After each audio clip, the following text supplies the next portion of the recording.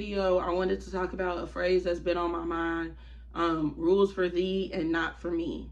As somebody who's always had a strong sense of justice, the rules for, the idea of people only applying rules for certain people based on the way that they perceive them or the way that society perceives them or whatever will always grind my gears.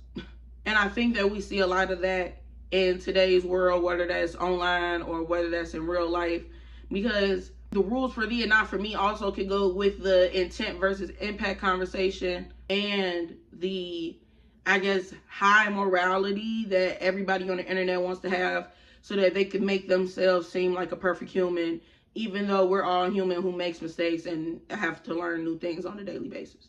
Like, I think that we are just at a point where everybody, like the pendulum or the seesaw can never just be balanced. It's always one or the other. It never can be balanced. It encompasses all of these conversations is because when the person breaks the unspoken rule that other people were able to partake in, those people will then try and act as if they have some high morality, like they did not do the exact same thing. And also, in doing that same thing and then getting mad at somebody for doing the same thing that you did, that lets me know that everybody knows that what was being done is wrong. So then it just goes to, well, who is on the hierarchy and who is able to do this and who is not? Everybody else but somebody. Nobody likes the fact that that person did it, meaning that nobody really likes it in the first place, meaning that nobody should have been doing it in the first place, meaning that that person who did it, who got kicked out, was wrong, because nonetheless, even if they did it, they should have had stronger boundaries, stronger morals, stronger values, or upheld those for themselves, and or not hung out with those people. And or, yeah, I'm saying that as somebody who has been in that predicament, that even though I'm wrong, I know I'm wrong. The part that confuses me is that everybody is wrong, but only one person gets held for being wrong. But again, that doesn't negate the fact that the person who got kicked out is wrong. It's just the way that people go about it afterwards. Like, if everybody is wrong and then that person just get kicked out, all right, cool. But then when you start trying to act like you on some high morality, on a higher horse than the person who did this, it's like, whoa, like, we could all just be wrong here and keep it pushing. Like, we could just all be wrong here. I mean, maybe not keep it pushing, apologize, work on that part. But I'm saying, like, at the very least, we could all just be wrong here. Like, there's no need for anybody to try and feel higher than another person who did the same dirt that you did. And I mean, maybe in me saying that, that's like me trying to police people's feelings, and I can't control the way people feel. And like, I've gotten to a point where it's like, all right, if I did something wrong, bro, you let me know how you feel about it. I'll apologize. Then you let me know how you feel about it. Then, we could go from there. If the only thing I can do is apologize, but then when I apologize, my apology isn't accepted, then that's okay. You don't got to accept my apology. But then after I apologize and you don't accept my apology, then what do we do moving forward? That just means either we just not going to be friends, you're going to take your time away, and or we just not going to be friends. I know that I sound kind of like nonchalant about that, but trust me, y'all, like, for 26 years, I have fought for friendships in various ways, on and off. And I can reflect on the fact that, like, my reactions to people are wrong. And I can only control my reactions. I've just got it to a point where I don't want to be around people who, like, I know people that are, like, they intentionally do this. Like, everybody not stupid. Everybody isn't. Because the same friend who, when we first moved in together, when we first planned to move in together, I said, I want the room in the basement. She said, no, if you do that, I'm going to be mad at you. The same friend who said that to me in the beginning of our friendship will know 5-6 years later that if I let you slide with that 5-6 years before, then all you got to do is sit around, make me feel a little bad, and then I'll be willing to, shrink myself. I don't want to do that no more. Like, I'm too big to be shrinking myself. Like, hello? Find the people who align with you. And if you don't align with me on the basis of, I don't know, like, I'm the type of person who I like to plan my stuff out. It don't need to be fully concrete plan, but if you know you want to do something and that something is coming up, then say something 2 weeks, a month in advance. So then not only can I mentally prepare myself for that, I can mentally, physically, financially, I can prepare myself in all ways, shapes, or forms. And if something were to happen, we may have time. Like, I just like to be cautious like that. Sorry. I can be a spontaneous person. I can spontaneously plan something in advance.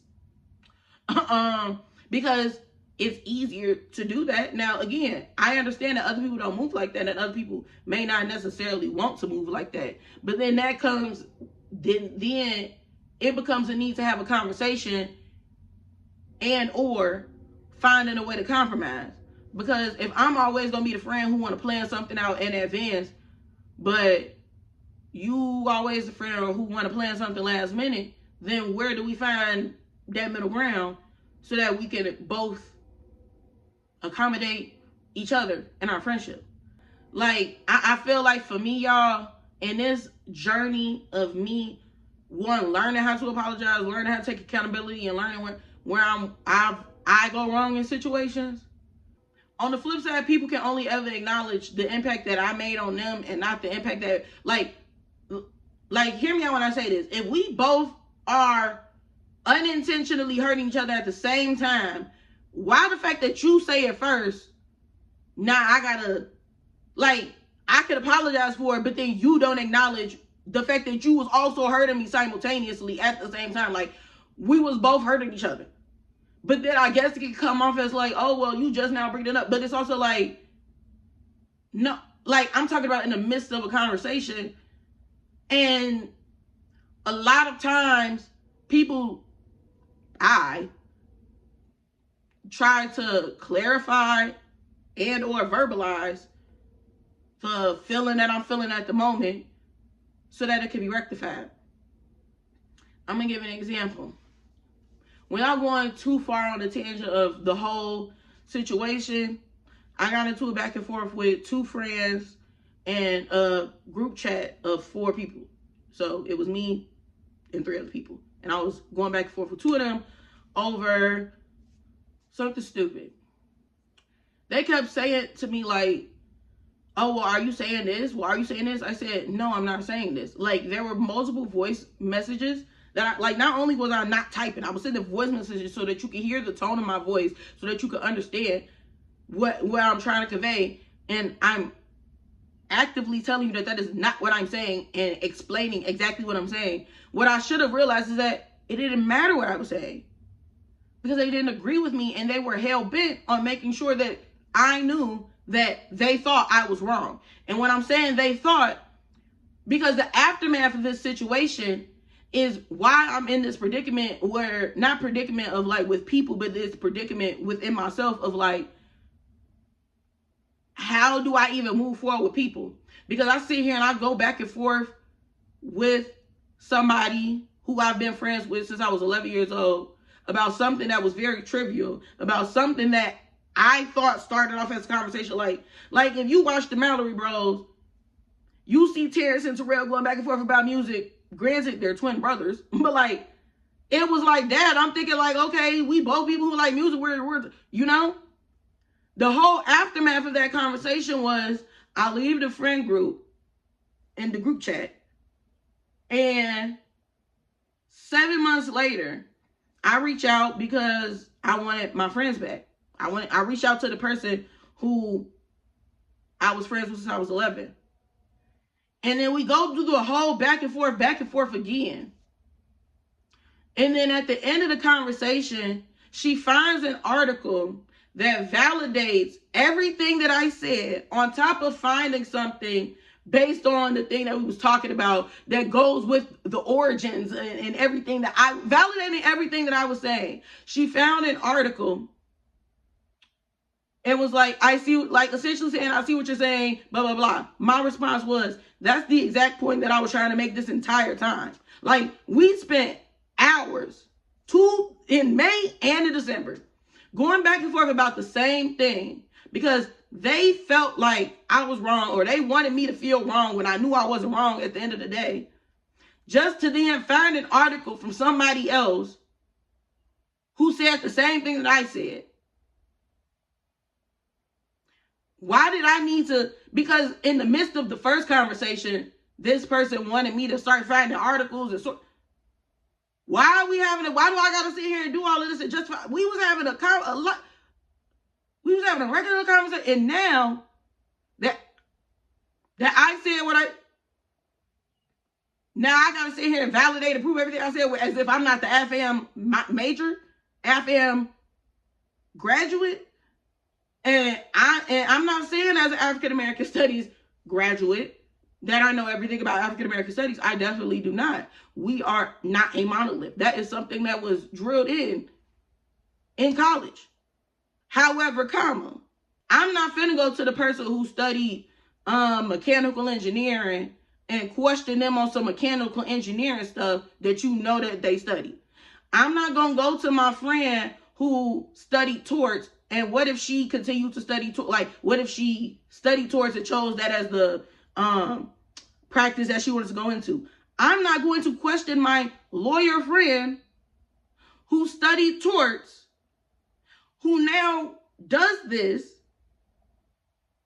on something in relation to torts. Intent versus impact as a conversation is a good conversation to have, because for most of history, people's impact has been felt, but they have been able to gloss over their intent.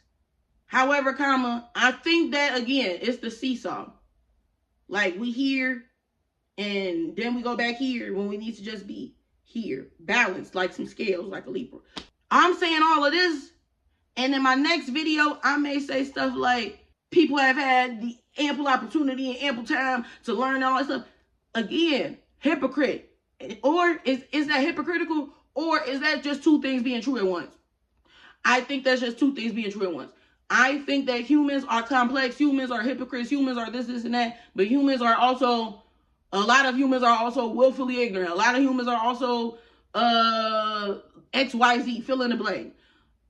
We just all have to find out who aligns with us, but because of the world that we live in, the systems that we live under, that's harder to do. But that is for a whole nother conversation on a whole nother day. The moral of the story is that rules for thee and not for me needs to be eradicated, because everybody just needs to live by the rules that they want to abide by, instead of sitting over here trying to be on some, I don't even know, like, it's like as somebody who takes so many things so deeply, it don't be that deep. It's never that deep to sit here and try to have to make somebody feel worse about themselves because they have something about them that you wish that you had at you, but because you know that societally you could walk through the world and people would look at you and perceive you a certain way just because of, like, how about this? Just live your life. Hey, you say you chasing that paper, just live your life. People maintaining the hierarchical structures societally is why certain things can't dismantle. Because if my fat, dark, black self, woman self, can't just live my life with all of those descriptors that I am without people putting a bias on me, then how will we ever be able to all collectively, because a lot of our, like, all of my full descriptors, there's somebody who's fat and white, there's somebody who's fat, white, and a man, fat, white, and a woman. There are a finite amount of variables. I feel like I'm using the right word because I liked finite math in high school. But there are a finite amount of variables that make one person into who they are. And each of those individual pieces, whether it's like, oh, you got one good thing that could bring you up on a hierarchical list, and then the next thing is something a little, you know, like, let's just stop doing that, because it's never that deep. Because at the end of the day, did we ask to be here? No. So I hope y'all enjoyed this video. I hope everything that I said makes sense. And I'll see y'all in the next one. Bye.